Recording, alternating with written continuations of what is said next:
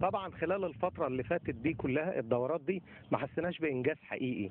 وطبعا كان ما صدقنا يعني الحمد لله ان اختيار الحزب الوطني. طبعا الحزب الوطني لما بيختار في ترشيحاته بيبقى عن دراسه، ما بيجيش جزافي او بيجي مفاجئ، بيبقى عارف ان النائب ده في التوقيت ده هيخدم وهيخدم للحزب وهيخدم المنطقه وهيخدم المحافظه بتاعته. الحمد لله والشكر لله. الحاجات اللي الكابتن احمد عملها في الدوره بتاعته حاجات ما شاء الله كلها في ميزان حسناته اولا، والحزب طبعا بينجز معانا في حاجات كتير. كنا بنعاني هنا ان مفيش مركز شباب. كان مركز الشباب القديم عباره عن شقه في المساكن الشعبيه ما بيخدمش اي حد في العجيزه.